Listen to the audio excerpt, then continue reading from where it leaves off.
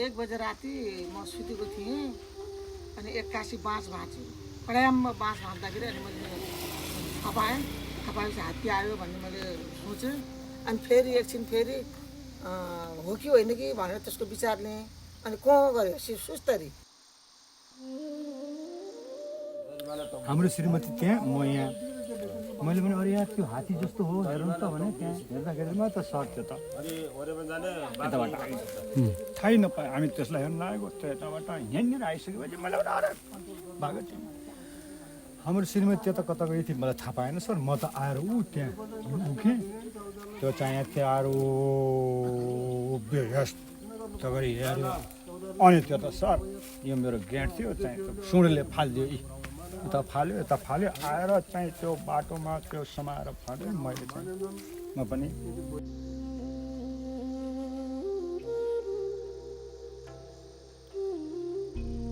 गरेपछि हात्ती आयो भनेपछि अनि म जुर्को उठेर अनि माइक बजाएँ लो हात्ती आएको छ होसियार रहनुहोस् सबै सतर्क हुनुहोस् है हात्ती आएछ भन्ने बित्तिकै घड्याममा भयो यहाँ घड्याममा भएपछि अनि त्यहाँबाट बेसरी चिच्चायो हात्ती गऱ्यो बेसरी चिच्चायो र हामीलाई धेरै जल्तरा छ अब यो रात पर्दै आउनु लाग्छ जिउ चिसो हुँदैछ अब कसरी रात काट्ने हो धौ भयो कसरी गर्ने कसलाई भन्ने हो अब ठिकै छ अब वाडामा म वाडा सदस्यको नाताले पनि वाडामा अब कुरो गरौँला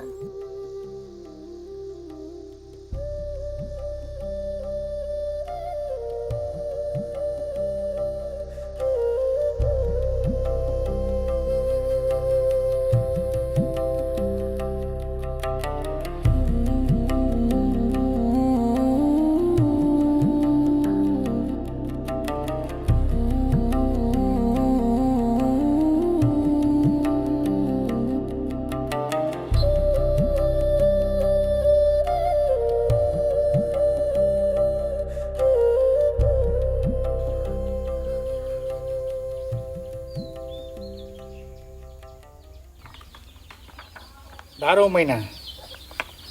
हात्ती जङ्गली जनावर बाघ चितुवाहरूको चाहिँ यो ओहोर दोहोर गर्ने ठाउँ हो यो यता चाहिँ बर्दिया राष्ट्रिय निकुञ्ज र चाहिँ यता यो कतनिया वन्यजन्तु आरक्ष इन्डियाको यो चाहिँ कोरिडोर क्षेत्रमा पर्ने यो एउटा खाटा जैविक पत्थरभुजी हो बर्दिया राष्ट्रिय निकुञ्जको जनावर यता जाने अनि यताको जनावर यता जाने अनि यो बिचमा भएको कारणले चाहिँ यो नोक्सान यो गाउँ चाहिँ एकदम पीडित पनि छ र जोखिम पनि छ र यहाँ चाहिँ राहत उपलब्ध एकदम न्यून छ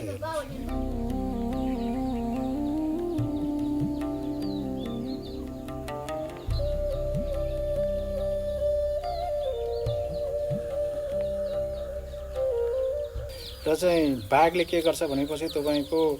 बाघले जङ्गलमा अहिले जानै सकेका छैन जङ्गलमा जाने बित्तिकै अब यहाँको फेरि मुख्य पेसा अब किसानहरूको त्यही हो अब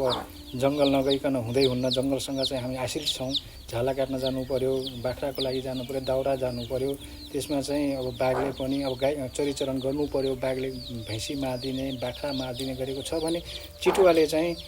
घरमा पालेका चाहिँ बङ्गुरका पाठाहरू भए भेडा बाख्राहरू चाहिँ राति आएर चाहिँ नोक्सान गरिरहेको छ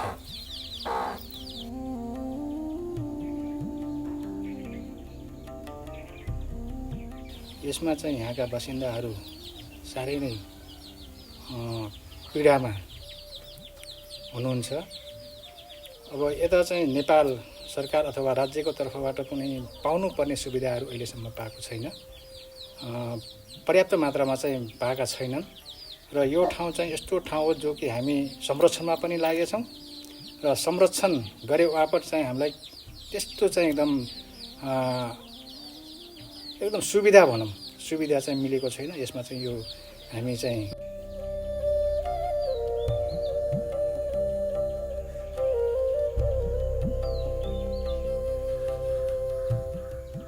फिर सेक्टर ना पिराइटिन यहाँ ठेकन जात पकड़ ले लाटिन गाँव बस छटकाने जाए बस से 2-4-5 दिन गए नहीं वही ना आ जाए थे अब कहती है रात तो कह रहे अच्छे आए तो जब मत जाले वाले टूट दी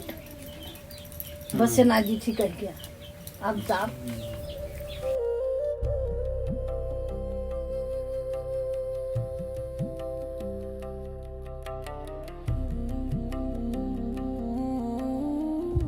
बुढ़िया सुटट मैजक ठू रात भर ते पड़ल रठी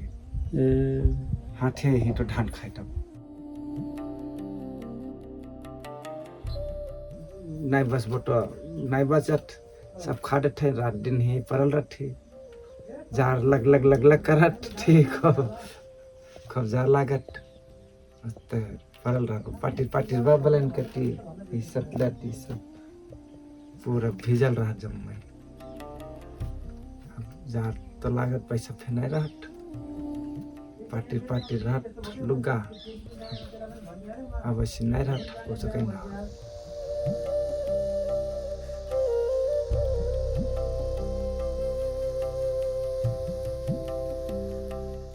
अब अहिले चाहिँ विगतभन्दा त कमै छ किन भनेपछि पहिला हाम्रो यो सोलर फेन्सिङ तारहरू पनि अब त्यति राम्रो थिएन र चाहिँ फेन्सिङ पनि उज्यालो नेपालले चाहिँ सहयोग गरेर यो आर्थिक सहयोग गरेर चाहिँ हाम्रो उपलब्ध भएको छ साथै यसमा चाहिँ हाम्रो एउटा गाउँको लागि एकदम जोखिम गाउँ भनेर चाहिँ हामीले अन्न भण्डारण नेपाल उज्यालो नेपाल र मधुवन नगरपालिकाको आर्थिक सहयोगमा चाहिँ हामीले एउटा अन्न भण्डारण यसको विषयमा अब यो घर बनाएदेखि उज्यालो नेपालले घर बनाइदिएदेखि हामीलाई सजिलो भएछ किनभने बाढीको हात्तीको वन्यजन्तुको लागि अन्न राख्नको लागि सजिलो भएछ यो हामीलाई सजिलै छ भनौँ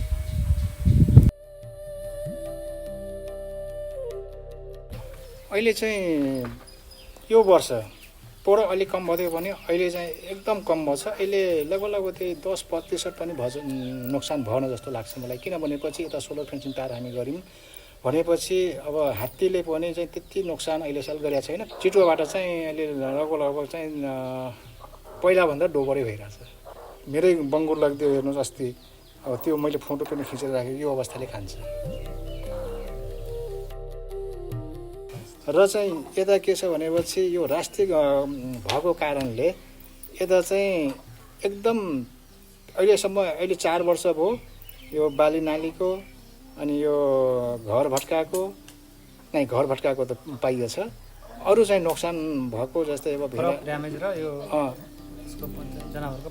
पाइए छैन यो 4 वर्ष भयो यताबाट चाहिँ यो राष्ट्रियबाट पाएको छैन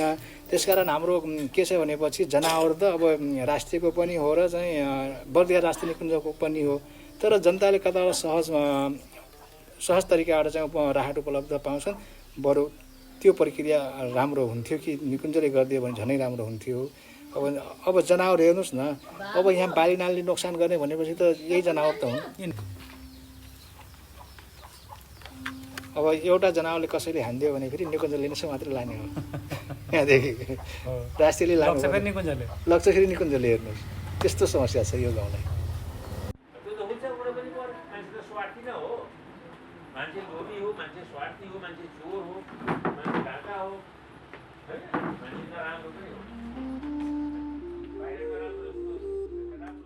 मान्छेको सोच चाहिँ अहिले परिवर्तन भएकै छ किन भनेपछि उज्यालो नेपालले अहिले चाहिँ धेरै सहयोगहरू चाहिँ प्रदान गरिराखेको अवस्था पनि छ र चाहिँ हामीले बीचबीचमा जनचेतनाहरू पनि गराइराखेका छौँ अब होइन यो मानव र चाहिँ वन्यजन्तु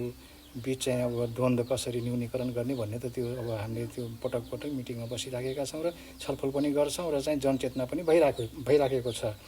र चाहिँ योभन्दा पहिला के थियो भनेपछि अब किसानको केही नोक्सानी भयो भने त अब रिस त उठिहाल्छ त्यो स्वाभाविकै कुरा हो रिस उठ्नु मान्नुपर्छ यसलाई चाहिँ भगाउनुपर्छ भन्ने चाहिँ त्यतिखेरको सोच थियो भने अहिले के छ अहिले चाहिँ अब अन्न पनि त्यति नोक्सान भएको छैन अन्नबालीहरू र चाहिँ जनचेतना नै बढी वृद्धि भएको अवस्था छ त्यसकारण चाहिँ अहिले मान्छेमा चाहिँ जनचेतना अलि जागेकै छ मान्छेको सोचाइ अब धेरै जसोले त राम्रै छ भन्छन् वन्यजन्तु बचाउनुपर्छ पछिलाई राम्रो हुन्छ बालबच्चाहरू देख्न पाउँछन् हेर्न पाउँछन् राम्रो हुन्छ उनीहरूले गर्दाखेरि अब हामीले पनि अब जङ्गल पनि बचाउनुपर्छ अब त्यो नगएपछि जङ्गल पनि नरहला भन्ने हुने त अब पनि मान्छेको सोचाइ त अब जहाँसम्म मसँग त राम्रै गर्छन् त्यस्तो नराम्रो गर्दैनन्। अब अरू अरू ठाउँमा गएपछि त्यो बेग्लै कुरा अब मलाई थाहा छैन, त्यो त वन्यजन्तुलाई राम्रै हुन्छ जस्तो लाग्छ मलाई।